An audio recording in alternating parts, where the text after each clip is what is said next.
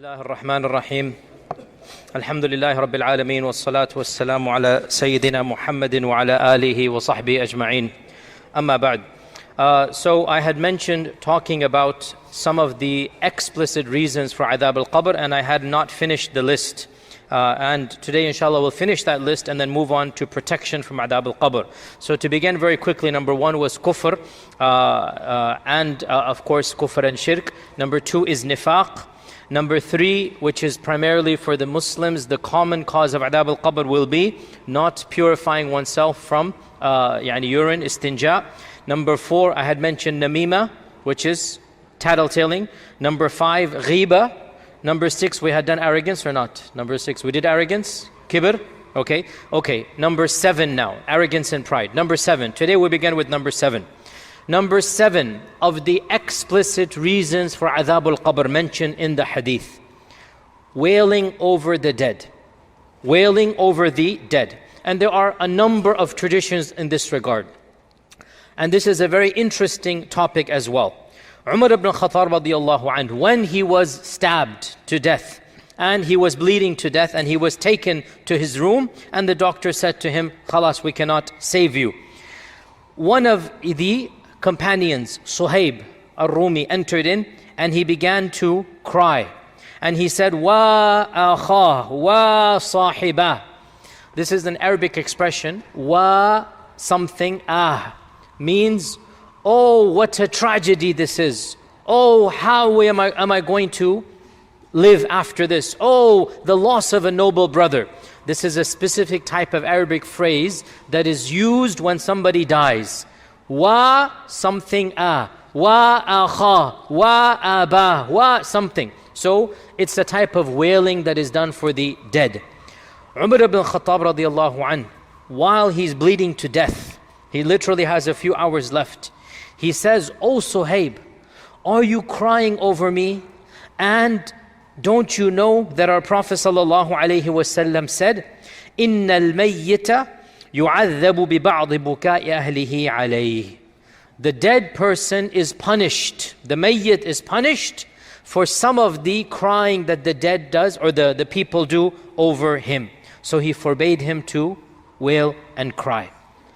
So this is a famous hadith reported in Bukhari, that innal mayyit, the dead person, is punished for the crying of the living over him.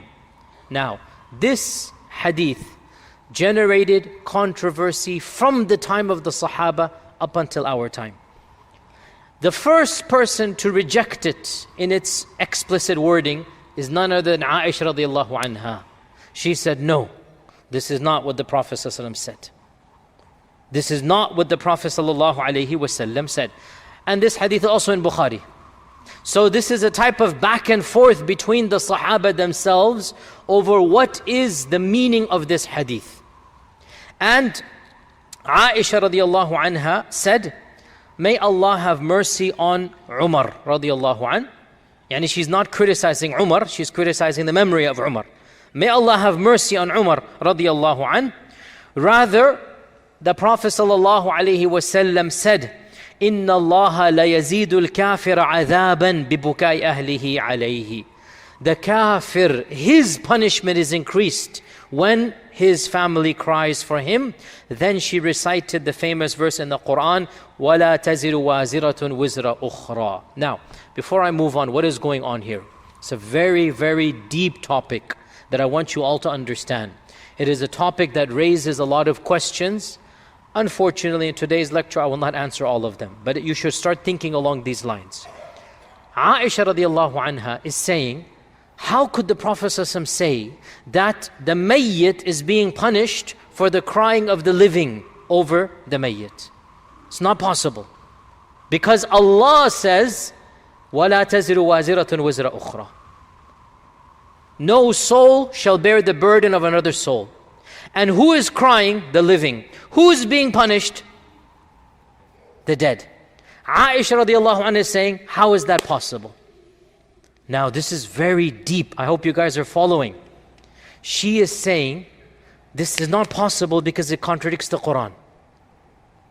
And this is the beginning of what is called, later scholars called it, matan criticism. Criticism of this matan. The matan is the statement of the hadith, the isnad is the chain of narrators of the hadith. Most of the science of hadith is dedicated to analyzing the chain. But there is a sub-branch which is highly contentious. It's something that a lot of people talk about, and it's a topic within the science of hadith.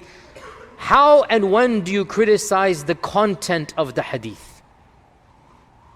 What if something doesn't make sense about the wording of the hadith? And you understand why this is problematic. Because where does this end? What if you don't like something the hadith is and he likes it? What if he doesn't like it and she likes it? Where does this end? And that's a very good topic, needs to be discussed. But for now, I simply want to lay the parameters. The concept of criticizing the matan is nothing new. It's not something that goes back to only the modernists and the aqlaniyun and the progressives, which we become very critical for, and we should be critical. There is a Sunni methodology of criticizing the matan itself. And when you criticize the matan, the goal is not to a'udhu billah, criticize the Prophet ﷺ, is to criticize the memory of one of the narrators. Somebody messed up. That's the point here. That the Prophet ﷺ could not have said this. And the narrator is making a mistake when he is ascribing this wording to the Prophet ﷺ. So matan criticism, a lot of people get highly, understandably, concerned. Matan criticism is not rejecting hadith because they don't make sense to you. No. Matan criticism is criticizing the memory of some narrator that somebody messed up. He mentioned something he shouldn't have said because there are other facts that contradict this wording of the hadith. So Umar ibn al-Khattab radiallahu anh is saying, إِنَّ الْمَيِّةَ لَيُعَذَّبُ بِبُكَاءِ أَهْلِهِ عَلَيْهِ. This is exactly what Umar said radiallahu anh. The mayyit is punished for the crying of the living family over him.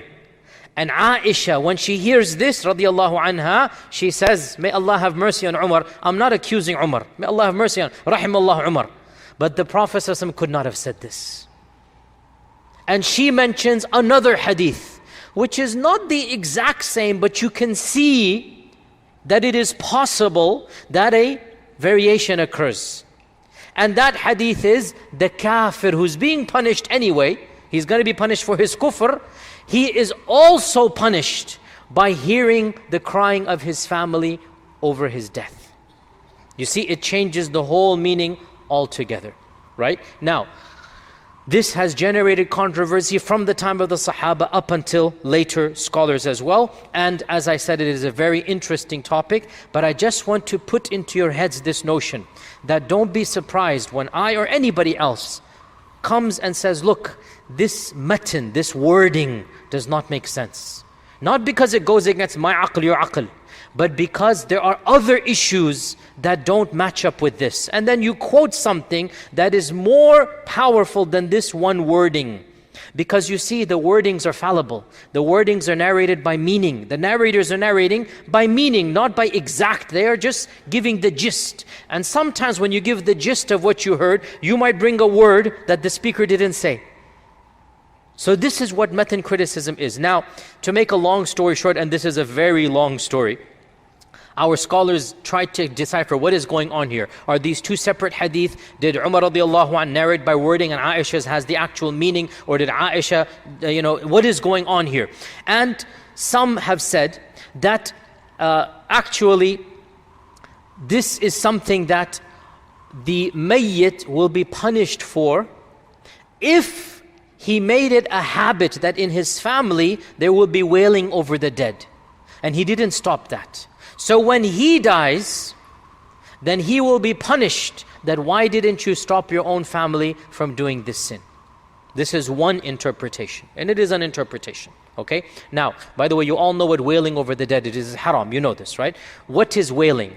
wailing is not the same as crying. Everybody should know.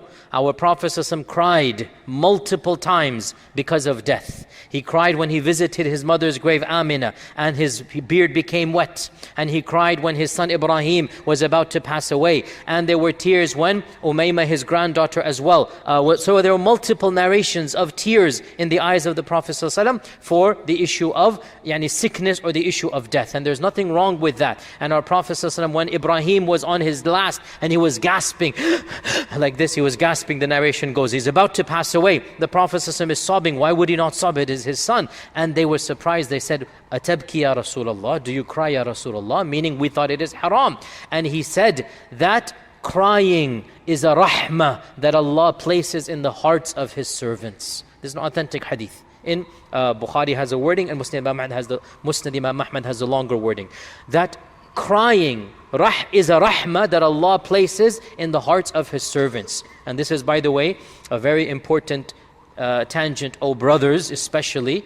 It is not a lack of manliness if you cry. A'udhu billah. Some people think if I cry, then I'm somehow showing that I'm not a rajul, a man.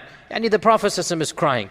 And to be cold-hearted, that you don't ever break down crying, this is not a sign of rahmah. It is a sign of rahmah that you have a tender heart, that occasionally, that for reason that is understandable, even a man will break down crying. Not a problem. It is something that is human nature, and it is a sign of rahmah to do so. So our Prophet ﷺ is telling us it is a sign of rahmah, not a problem to cry when there is a crisis taking place. So crying is definitely not forbidden. Now, here is the point though, and I have to be honest here.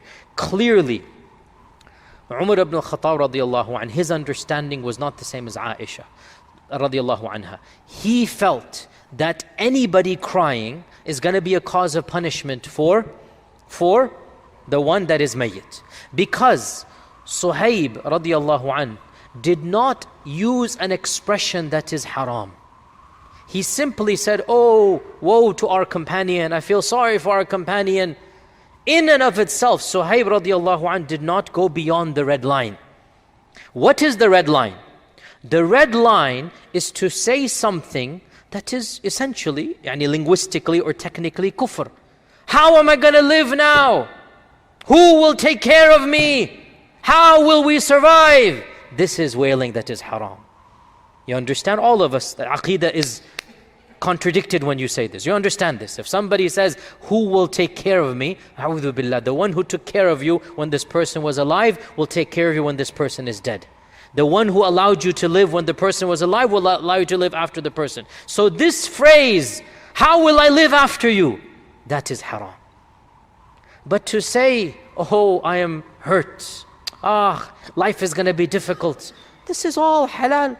That's not crossing the red line. I am sad. The Prophet ﷺ himself is saying, he's crying and he is saying, وَإِنَّ عَلَى فِرَاقِكَ يَا إِبْرَاهِيمُ وَلَمَحْزُنُونَ. We are very sad, O Ibrahim, that you're leaving us. It's nothing haram to say that I am sad. Life is going to be difficult. Okay, life is going to be difficult. Yes, that's not haram to say anything like this. So what Suhaib radiallahu anh said is not the technical definition of wailing. Yet Umar said, don't do that.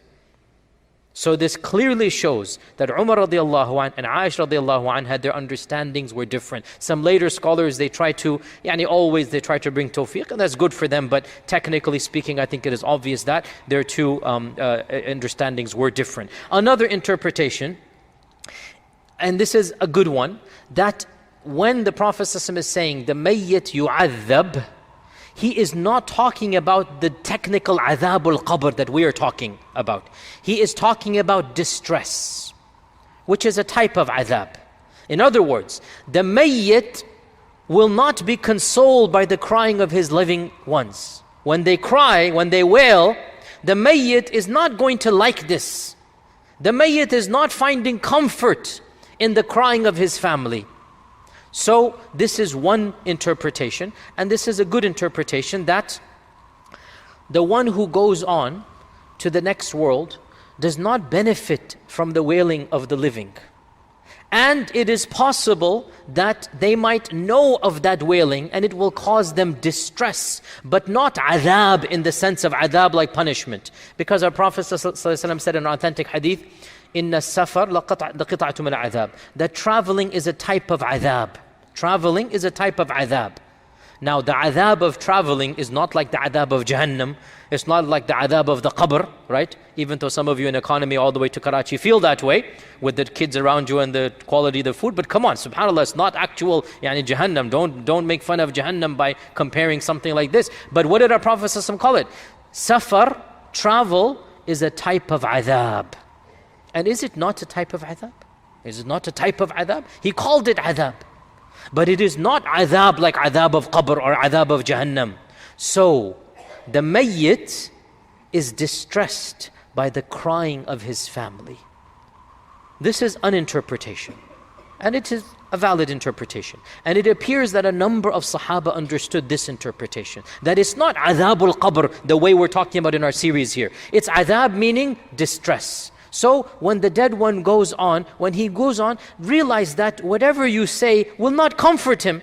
Say good things, not bad things. Say positive things and not things that might cause distress. And this is shown in another narration that Abu Musa al-Ash'ari radiallahu anh, when he was on his deathbed and he's going in and out through the sakaratul maut, that one of the ladies of the household, she began crying out, wa jabala, wa sayyida, that, oh my rock, jabala, you are my rock. Some daughter or some wife is saying to Abu Musa al-Ash'ari, you are our rock. Now technically, it's okay to say this. You are giving us comfort and support. Nothing wrong with that. Wa sayyida, you are my sayyid. And if she was a slave girl, for example, this would be even technically correct that Abu Musa al-Ash'ari is her sayyid.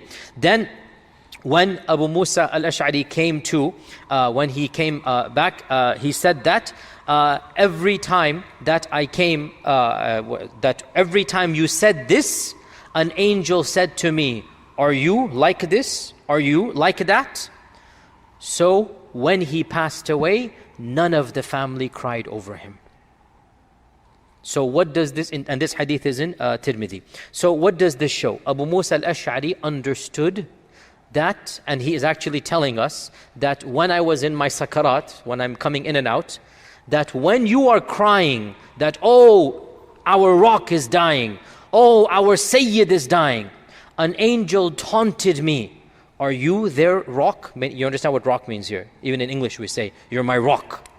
You're my source of strength. Are you their source of strength, right? Are you their leader and master?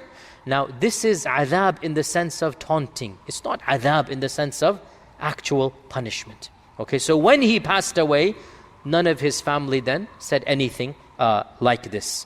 And the famous scholar Abdullah ibn al-Mubarak, the famous tabi'i Abdullah ibn al-Mubarak, he said, I hope that if the person made it his lifestyle that he did not allow his family to wail over the dead, that even if they wail over him when he dies, he will not be punished for what they have done.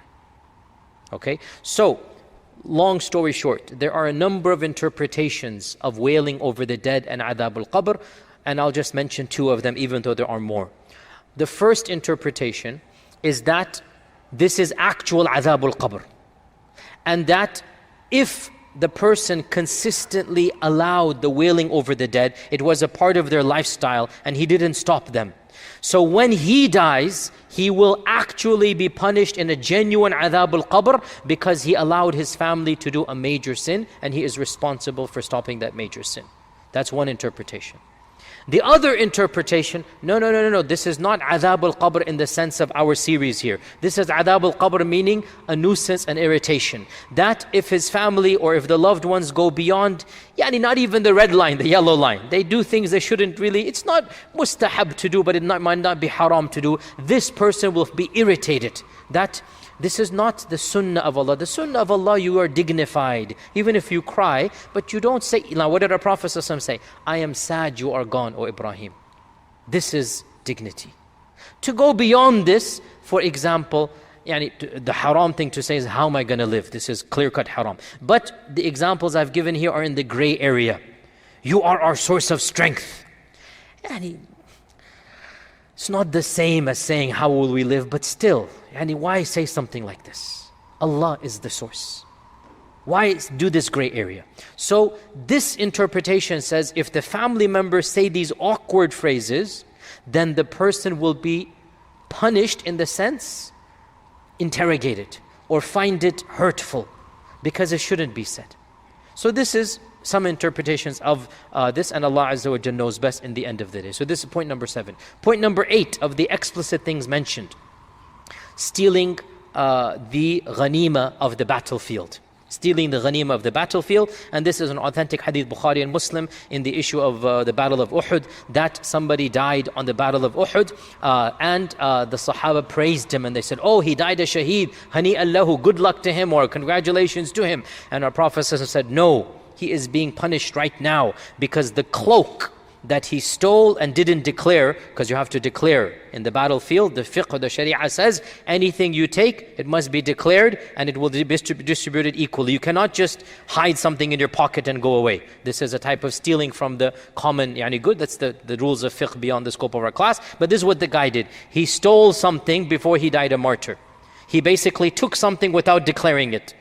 And our Prophet ﷺ said, that cloak that he stole, it is wrapped around him and it is burning him right now in Jahannam. That cloak that he stole. So when the people heard this, they began returning items they had put in their things, so much so, somebody even returned a shoelace, shirak, which is their version of a shoelace. Shirak actually is the strap that goes over your toe, right? Somebody had taken that from a dead body, right? And he put that back into the pile. And our Prophet said, had you kept this, this would have been a shoelace of Jahannam. Had you kept this, this would have been a shirak from Jahannam. Now, this is stealing from the ghanima, point number 8. Point number 9, debt. Dying in a state of debt. Dain, debt. Yani you die and you owe people money. And we know from our traditions that dying in the state of debt is a very, very big issue. And our Prophet ﷺ would seek refuge in Allah from غَلَبَةُ الدَّيْنِ وَقَهْرِ الرِّجَالِ, from having debt that is overpowering. We should try our best to live debt-free, brothers and sisters. Try our best to never owe anybody money. It's a big amana on our shoulders. That's why we should pay it off as fast as possible. And only take qard if we really need it, and ask Allah to help us pay it off immediately. So the one who abuses this, the one who doesn't care, it's not on his mind, he doesn't prepare, and the one who is callous and lax in this regard, this is a major, major sin. Now as for the one who is needful, he needs it and he's conscious, inshallah this is a different thing. But the one who just, oh, can you give me 10,000, can you give me 5,000, and he just wants money, he doesn't care about paying it back, this person, it is a major sin. And when this person dies, this is a major sin. When he was abusing other people's generosity. So our Prophet ﷺ said, hadith is in Ibn Majah, the ruh of the mu'min is mu'allaq, is suspended back until his debt is paid off. So our scholars mention this is a type of adhab. His ruh is not in peace. His ruh will be mu'allaq. It is suspended. What does this mean? It means literally the ruh will not be in peace. It's not here, it's not there. It's not in its mustaqar, its final place. So the ruh is held back and it is in a state of anxiety until the debt is paid off. And there are many ahadith about this, of them the famous one when a person's janazah came to the Prophet ﷺ and all of his family came, and the Prophet ﷺ asked, does he have a debt? Jibreel must have told him, and because he usually did not ask this, or sometimes he would not ask it. They said, yes, he does. So he said this to make a point. He said, then I will not pray, somebody else pray for him. So one of them said, Ya Rasulullah, I will pay off his debt, can you pray for him? So then he prayed for him. This was to make the point clear to all of us. Don't take debt something light. The point was to make it clear, don't take something lightly. When the person said, I will pay his debt, then you pray for him. He said, then I will pray for him. So the point is that a major sin is to live a life of constantly being in debt for no valid reason. Again, we're not talking about somebody that needs to, and in our times usually we need the house and whatnot. This is understandable. Don't take this hadith and go to the level of extremism here. No, we're talking about somebody who takes advantage of other people's generosity. And he's just greedy for money. And he doesn't care about paying the debt off. This is, our scholars say, this hadith applies to him. This is number 9. Number 10, 11, 12 and 13, 4 of them, they are mentioned in one hadith. All of them are mentioned in one hadith. And these are eating riba and lying and zina and not praying on time. These are all things that are mentioned in one hadith. It's a very long hadith. It is in Bukhari and Muslim, and it's a hadith that perhaps many of you have heard before. And it is a hadith that some people assume occurred in the night of Isra wal Mi'raj. But Allah knows best. This is a separate hadith. It's not on Isra wal Mi'raj. Isra wal Mi'raj have other incidents. This hadith in particular is not Isra al-Miraj. Samura ibn Jundub narrates that whenever the Prophet prayed Fajr, he would turn around and he would ask us, who amongst you saw a dream last night? And if anybody saw a dream, we would tell him that dream. And so one day, he said, instead of asking them, he said, I saw a dream last night. So he's telling them of his own dream. I'm going to summarize it. It's a long hadith. It's like a page and a half of Bukhari. He said that, I saw a dream last night that 2 men came to me and they took me to Al-Ard al-Muqaddasa, the holy land. Now this is why some people think that this is Isra al-Mi'raj. However, this hadith is very clear. He saw it in a dream. Isra al-Mi'raj, was it a dream or was it a live event? Live event. Please, nobody say it was a dream. I have a whole lecture about this. If it was a dream, there is no miracle in Isra and Mi'raj. Isra wal Mi'raj was not a dream. It was an actual event. This hadith is a dream. He said, I saw in a dream 2 men came to me. Also, Isra and Mi'raj, 2 men did not come. Jibreel came. Isra and Mi'raj, Buraq came, etc., etc. This is not Isra and Mi'raj. So a lot of, when you hear the story of Isra wal Mi'raj, a lot of people take this and they put it in there, and Allah knows best, this is a separate incident. So they took him to Ard al-Muqaddas, and then he said, I saw a person sitting down, and there was a man standing on him, and he was hitting him with a scalp or a type of knife and carving one side of the head. Then he would turn the other side and do the same. By the time he did it on the other side, the first side would be cured. So then keep on doing this back and forth. So I said, what is the matter with this man? They said, keep on going. So they kept on going. So we saw another man. He was lying down on his back, and another man was hitting him with a rock. And whenever the rock hit him, the rock would roll away. The first man would go after the rock. In the meantime, the first one would be cured. He would then come back and hit him again. I said, what is this? They said, keep on going. And again, so a number of things are mentioned of them. There is he saw a pit of fire in it that was shaped like a cylinder, and there were men and women upside down, and there was fire in it, and they would come up as the fire went, then the fire would come down, and they would come down, they would go up and down, and so on and so forth. Then he said, I saw a person that was at a river of blood, and another man was standing on one side and a person in the middle of the river. Every time that the person came to try to get out of the blood of river, he would be hit with a rock, so he would be pushed back, and this would also be going on, so on and so forth. So I said, who is this? They said, keep on going. Then we kept on going until I saw a beautiful garden with a large tree in it, and there was an elderly man and lots of children around him. And there was in front of this man also a fire. And they told me to come, and I went into this garden and I saw a house. It was more beautiful than any house I had seen. And the hadith goes on and on. I'm just quickly finishing up because I need to have a longer lecture after this. Then at the end he says, the Prophet ﷺ said to the 2 of them, you have taken me on a long journey. Now explain to me what I saw.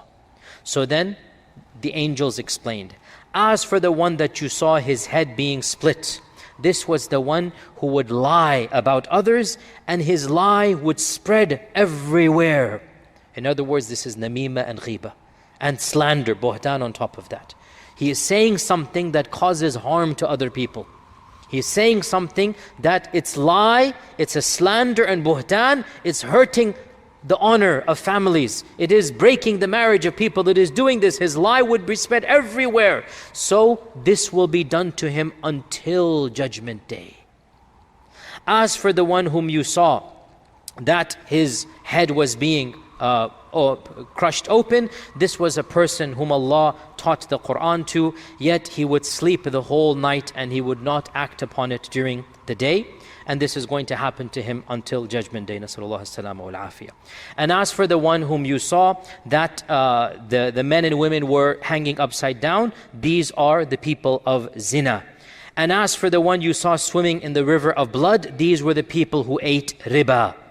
And as for the old man you saw with children around him, that was Ibrahim, and the children around him were the young kids who passed away without reaching bulugh. You know that in our tradition, Ibrahim and Sarah will take care of any toddler, any infant who has passed away. They will be their caretakers until they're united with a Jannah. And as for the house that you saw, that is your house. So the Prophet ﷺ, and as for me, this is Jibreel, and as for him, this is Mikael. So Jibreel and Mikael introduced themselves. So the Prophet ﷺ said, can I enter my house? And they said, no, you still have life left in this dunya. When that life is over, then you can enter the house. Then I woke up. Now, this hadith is in Bukhari and Muslim. It mentions buhtan, it mentions eating riba, it mentions zina, and it mentions the one who knows the Quran but sleeps at night. Now, our scholars say that this is the one who does not wake up for Fajr. This is the meaning of sleep the whole night, because it is not wajib to pray tahajjud. It's not about tahajjud. It is about sleeping the whole night until the sun comes up. Means what? He missed Fajr. Right? So the one who does not pray Fajr, the one who is lax about Fajr, the one who does not act upon the Quran. So the one who is وَيْلُ لِلْمُصَّلِّينَ الَّذِينَ مَعَنْ صَلَاتِهِمْ سَاهُونَ. This is that one. So this is point number 10, 11, 12, 13. Now, from all of these points, from point number 3 to 13, I mentioned 10 things that Muslims do. From all of these points, it is correct to extrapolate that any major sin can lead to adhab of the qabr. It's as simple as that. Any major sin. Whether it is arrogance, whether it is ghiba, whether it is kadhib, whether it is eating riba, whether it is zina, whether it is spreading a lie that other people are hurt by. Essentially, what are all of these things? Major sins, kaba'ir. So from this we can extrapolate that any kabira potentially leads to adhab al-qabr. So this list is not exhaustive. It's not like the end all and be all. Rather, this list is illustrative. This is what the hadith mentioned. And from them we extrapolate. The one who does not pray regularly, this is a kabira. All of these things are from the major sins, and Allah knows best. No, with this in mind, we now get to the second half of our lecture. How do we protect ourselves from adhab al-qabr? We talked about what are the explicit, and as far as I did my research today, if you have anything else, please benefit me, but I did not find anything explicit other than these 10. But as I said, these 10 are illustrations. In reality, any sin can be extrapolated from this. Now, how do we protect ourselves from adhab al-qabr? Some protections have already been mentioned before, because we mentioned how to protect ourselves from the fitnah of the qabr. And the fitnah of the qabr, you all know the difference between fitnah and adhab, correct? We did it many times. The fitnah is asking, Munkar and Nakir is asking, the examination, the trial. The adhab comes after this. Remember, if you are protected from the fitnah, can you ever then be punished? Anyone who's protected from the fitnah automatically is protected from adhab. Is that clear? Right?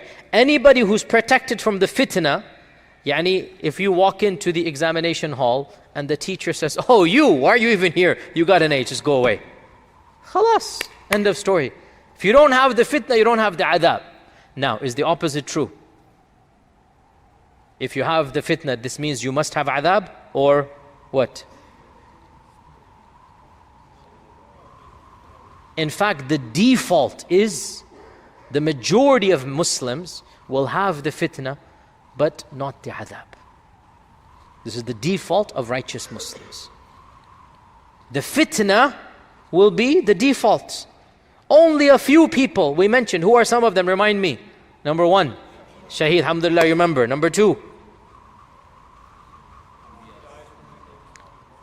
the one who's protecting the border, the murabit, right? Ribat is called, right? The one who dies the one who dies a natural death, but he is doing ribat. And we said from this, we extrapolate the one who dies doing something, a very good deed. Inshallah, we hope for him. This is a type of ribat, right? Some have said the one who dies on a Friday, but I'm going to talk about this right now. But the point is that these are some things that are mentioned. So the main thing is the shaheed and the one doing ribat. And we said as well that inshallah, included in shahada is somebody who dies from any disease, the mabtoon, the one from the whatnot. Now, as for dying on a Friday, I mentioned this as being a protection from fitnah, but other scholars say, actually, inshallah, this is a protection from the adhab and not necessarily the fitnah. Because sometimes some of the narrators are mentioning adhab and they use the word fitnah because fitnah is synonymous to adhab. But technically, fitnah, see, from the technical definition, fitnah and adhab are different. But from a linguistic perspective, fitnah and adhab are somewhat synonymous. Is that clear, or do you want me to explain that? You explain it?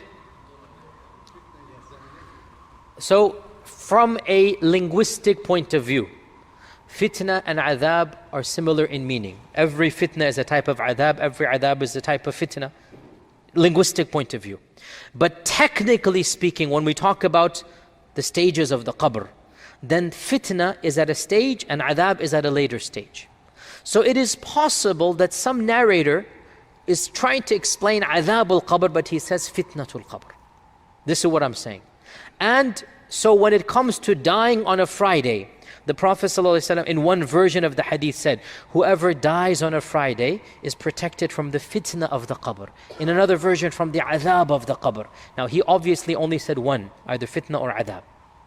And which wording did he say?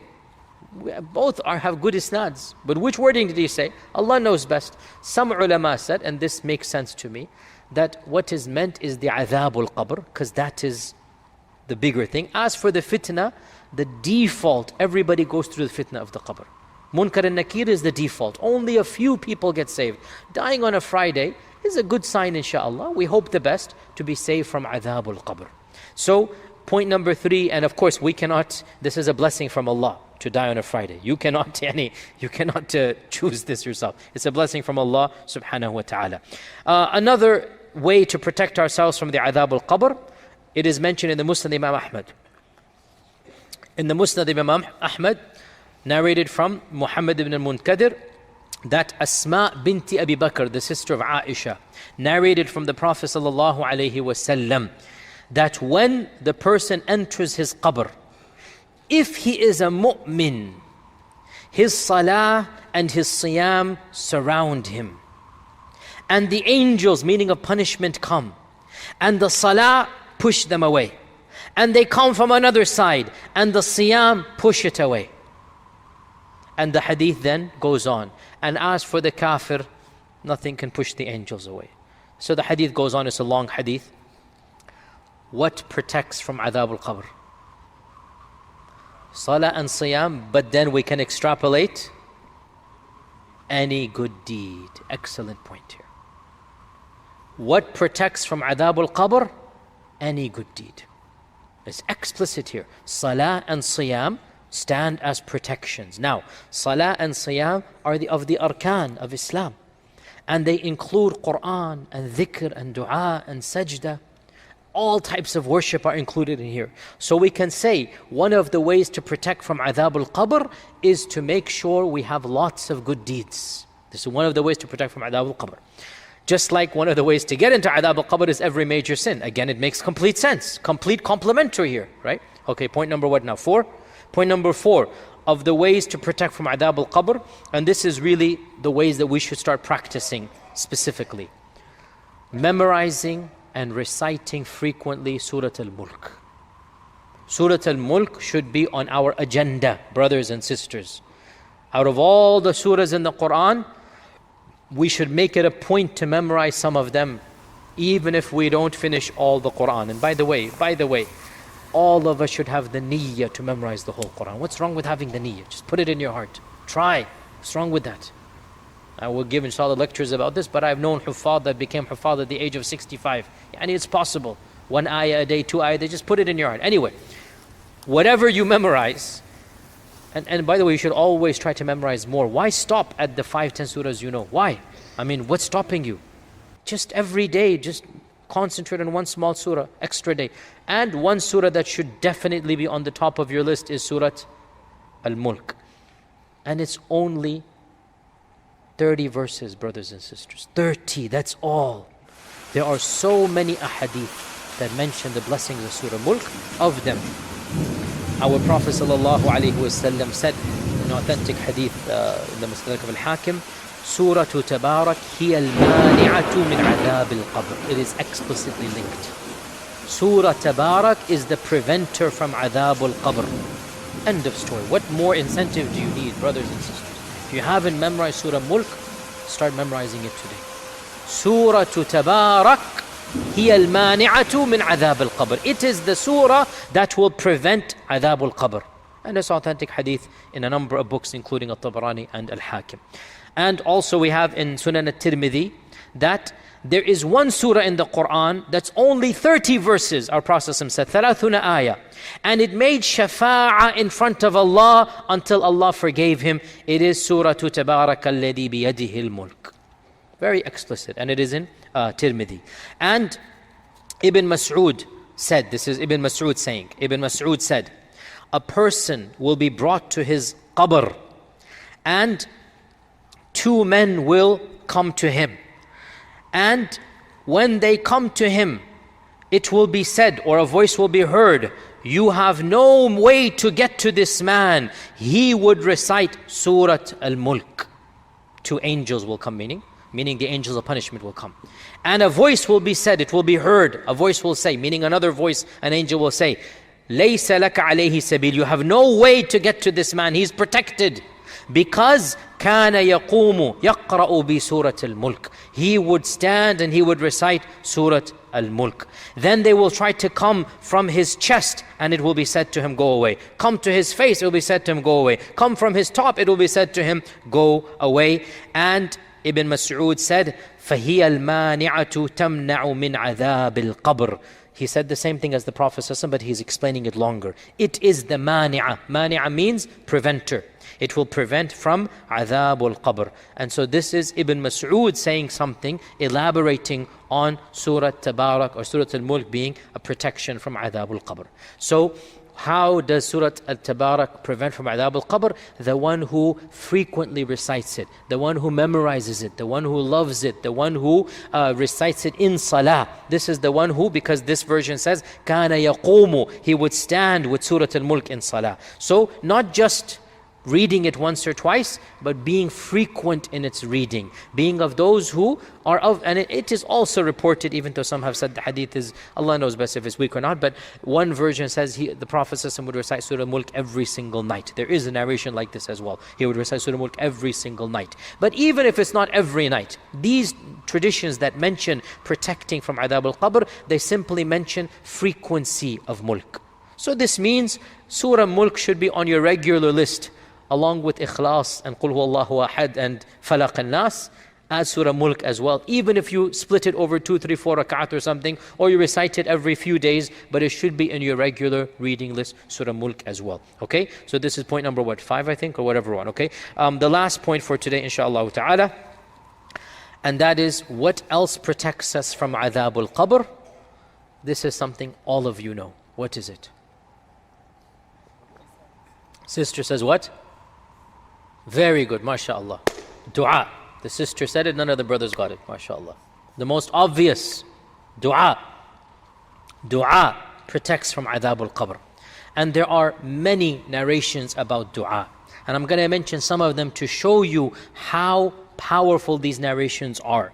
Of them, in Sahih Bukhari and Sahih Muslim, Sa'd ibn Abi Waqqas, muttafaq alayh, Sa'd ibn Abi Waqqas said that, it is narrated that Sa'd ibn Abi Waqqas would teach his children this dua the way that the teachers would teach kids alphabet.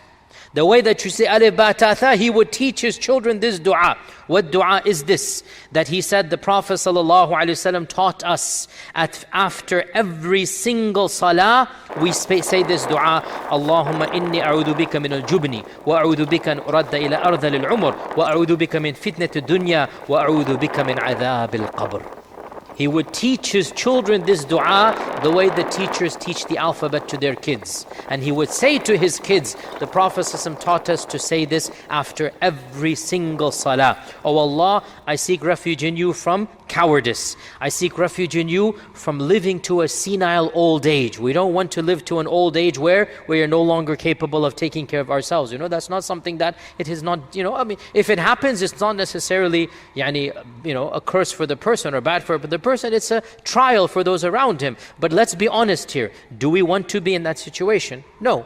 And our Prophet ﷺ passed away at a beautiful age of 63. An age where he had all of his senses and he's powerful, still strong, still relatively all the quwwah is there. So he would seek refuge in Allah. Oh Allah, I seek refuge in you from living to a senile old age. Uradda ila ardhal al-umr. When again, you are no longer coherent, you don't want to live that long.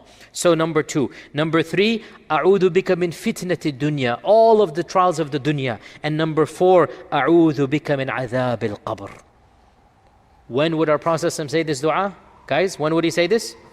After every single salah. And this hadith is in Bukhari and Muslim. Abu Bakr narrates, Abu Bakr narrates that, and this is in An-Nisa'i, that the Prophet ﷺ would say after every single salah, Allahumma inni a'udhu bika min al-kufri wal-faqri wa adhab al-qabri. After every salah, oh Allah, I seek refuge in you from kufr and from extreme poverty. I don't want to be extremely poor. And from adhab al-qabr. Zayd bin Arqam, narrated in Sahih Muslim, said that I am only teaching you like the Prophet ﷺ taught us. Allahumma inni a'udhu bika min al-ajzi wal-kasli wal-jubni wal-bukhli wal-harami wa adhab al-qabr. Again, after every salah, adhab al-qabr. I seek refuge in you from being lazy and from being incapable and from being cowardly and from being stingy and from living to an old age and from adhab al-qabr. Again, Sahih Muslim. And Aisha in Sahih Bukhari said, our Prophet ﷺ would always seek refuge in Allah with this dua, again after every salah. So I just quoted you 5 Sahaba, and I wanted to do this on purpose, to demonstrate 5 different Sahaba are telling us after every single salah, our Prophet ﷺ would seek refuge from adhab al-qabr. Aisha says that he would say, Allahumma inni a'udhu bika min fitnati an-nar, wa min adhab an-nar, wa min fitnati al-qabr, wa min adhab al-qabr.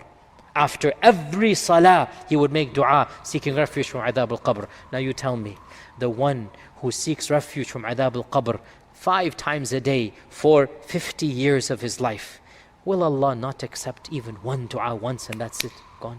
Think about that. So, brothers and sisters, from now on, after every salah, add this dua. Add this dua. Allahumma ni'udhu bika, and you can use any of them. Min al-kufri, wal-faqri, wal-ajzi, wal-bakhli, wa min adhab al-qabr, wa min fitnat al-qabr. Make it your habit. Don't just rush after salah. Remember, dear brothers and sisters in Islam, of the best times of dua is after salah finishes. Why? Because the lazy people want to rush out and go back. That's when the righteous sit down and they do their adhkar. That's what the angels, when the famous hadith said, what are the angels fighting over? What are the angels fighting? What is the best deed? Adhkar ba'da salawat. Sitting down after the salawat and just doing your dhikr. When everybody wants to rush away, say the salam and khalas, before you know it, half the audience is out. Okay, it's halal, no problem. But this is where the darajat are raised up. This is where the race is won. The salah is over. You don't have to sit. Just sit for a while and do subhanallah, subhanallah, subhanallah, alhamdulillah, alhamdulillah, Allahu Akbar, Allahu Akbar, la ilaha illallah wahdahu la sharika. And then you say these du'as. There's multiple du'as. Ayatul Kursi as well. That should also be done. Remember our Prophet ﷺ said, whoever recites Ayatul Kursi after every single salah, the only thing that is between him and Jannah is his own death. Wallahi, brothers and sisters, 30 seconds. How can you not invest 30 seconds for Jannah? Come on. How lazy can we be? 30 seconds, 40 seconds reciting Ayatul Kursi after every single salah. The only thing between you and Jannah is your own death. Why can't you do that? Don't be lazy. Aim for Jannah by these small things. So add all of these, make it your habit. This is the difference between the mu'min, the muhsin, and the average Muslim. This is the difference. This is where it all goes. These small things, right? The most beloved things to Allah are the smallest.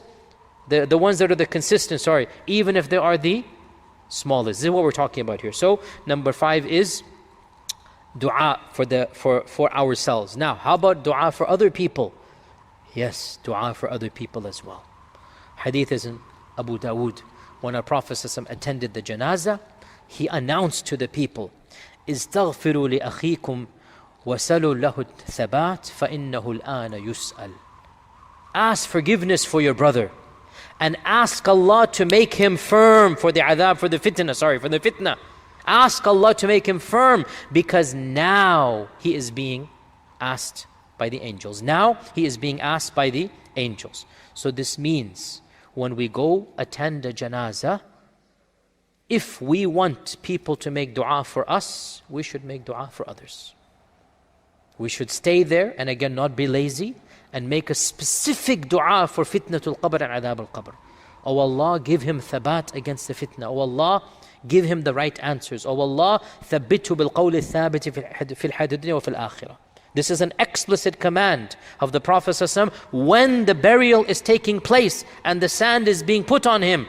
He didn't say go and rush back to your house. He said now is the time to ask Allah's forgiveness and to ask Allah for thabat, because he is being questioned now. And how about the Salat al-Janazah? Are we forgetting that? What is the Salat al-Janazah dua? A part of it, Wathil ibn al-Asqa narrated that the Prophet ﷺ taught us dua al-Mayyit. And he said, "O Allah, Allahumma inna fulan bin fulan fi dhimmatik wa habli jiwarik." O Allah, this person is now with you and he has left this world and he's in your company. Faqihi min fitnatil qabri wa adhabin nar. Faqihi. So therefore protect him from the adhab and the fitna of the qabr and the nar. And the hadith goes on. When is this dua done? In the janazah and after, when the person has gone. So you mention him by name. Oh Allah, Fulan ibn Fulan is now with you. So, oh Allah, protect him from the fitna and the adhab of the qabr. This is the least that we can do, especially to those that have a haqq over us. Our friends, our relatives, our deceased loved ones. The least we can do, we make dua for them by name. We say, oh Allah, protect them from the fitna and the adhab of the qabr. Reported in Sahih Muslim, Auf ibn Malik said, I heard the Prophet ﷺ make the dua in Salat al-Janazah, and he said, Allahumma ghfir lahu warhamhu wa'afihi wa'afu anhu wa'akrim nuzulahu wa wassi' mudkhalahu waghsilhu bil ma'i wal thalji wal barad wa naqqihi min al khataya kama yunaqqa ath-thawb al abyad min ad-danas wa abdilhu daran khayran min dari wa ahlan khayran min ahlihi wa zawjan khayran min zawjihi wa qihi fitnat al-qabri wa adhab an-nar. Explicit in the salah of the janazah. We have that beautiful dua we're supposed to memorize. And by the way, it is the opinion of some ulama, and I agree with this opinion. In case you have not memorized this dua in Arabic, you are allowed to say it in English or any language, because it is a dua, it's not the Quran. So after the third takbir, if you have memorized this in Arabic, alhamdulillah. In case you have not memorized the dua in Arabic, don't just sit there and stand there and do nothing. It is a dua, and dua is in any language. It is not Quran. Quran is only in Arabic. As for dua, it can be done in any language. If you haven't memorized the long dua in Arabic, say it in any language and say, oh Allah, forgive him. Make his grave a vast place. Oh Allah, exchange his evil deeds with good deeds. Oh Allah, increase his nur in the qabr, etc., etc. Oh Allah, protect him from the fitnatul qabr and protect him from the adab al-qabr. This is explicit in the dua of the Mayyit. Okay, so these are 5 ways to protect ourselves from adab al-qabr, and then our final point inshallah for today, and then we are done with adab al-qabr completely, and our next topic will be I'll mention after I'm done with this last paragraph. What is the last paragraph? Is the adab al-qabr permanent, or will it stop? Ibn al-Qayyim, in his famous book Kitab al-Ruh, and this is a book you should all be aware of, and I believe that there is a translation in English, but as the one that I saw was not very good, but it is one of the most detailed books ever written about the soul in our history. Ibn al-Qayyim wrote Kitab al-Ruh, and he actually wrote this when he was a young man in his early 20s, subhanallah. Yani, what did we do when we were in our early 20s? And he wrote this massive volume about the ruh, one of the most difficult topics you can even think about. He has this massive book, Kitab al-Ruh, which is still a reference used to this day. Hardly anybody before him, after him, ever wrote a book as comprehensive about the ruh. And he wrote an entire book about this. And he talks about these issues of the barzakh in ways that hardly anybody ever does. Again, a very detailed book. And he mentions this issue. What is the issue? Is adhab al-qabr permanent, or will it stop for some people? And he says that some ahadith seem to indicate that adhab al-qabr will last until Judgment Day. And he mentions a number of them. Of them, we talked about the 4 sins in the hadith in Sahih Bukhari, the dream. The phrase says, his skull will be split open, he will swim in the blood of river. This, ila yawm al-qiyamah. Until Judgment Day, that will not be stopping. And the other hadith of arrogance that was last week, that there was a man walking with pride and kibr, wearing his fancy garments. The earth swallowed him up, and he is falling constantly. Ila yawm al-qiyamah, it says explicitly. So these ahadith mention no stopping until Judgment Day. Then he says, and there are other ahadith that mention that they shall stop after a while, although he does not quote anything explicitly. And he says, and this is the case for the usat, for the sinners of the believers, that they will be punished in accordance with their crimes, after which the punishment will stop. So not everyone will be punished for all of eternity. No. Some people don't deserve that long of a, not all of eternity, meaning until Judgment Day, meaning in the barzakh. Some people will not be punished for all of the barzakh. Some people will stop. And he says that it is also possible that the adhab al-qabr will stop because of somebody's dua in this world for the mayyit. And it will stop because somebody gifted sadaqah for the mayyit. And it will stop because somebody made istighfar for the mayyit. And it will stop because somebody did hajj and umrah for the mayyit. And it will stop because somebody read Quran for the mayyit. So this is some hope for us that our loved ones, and that will be the topic for next time inshallah, the relationship of the living with the dead. That will be the next class. So he says, these good deeds will act like a shafa'ah and will intercede on behalf of the sinners if they have shortcomings, that their sins stop.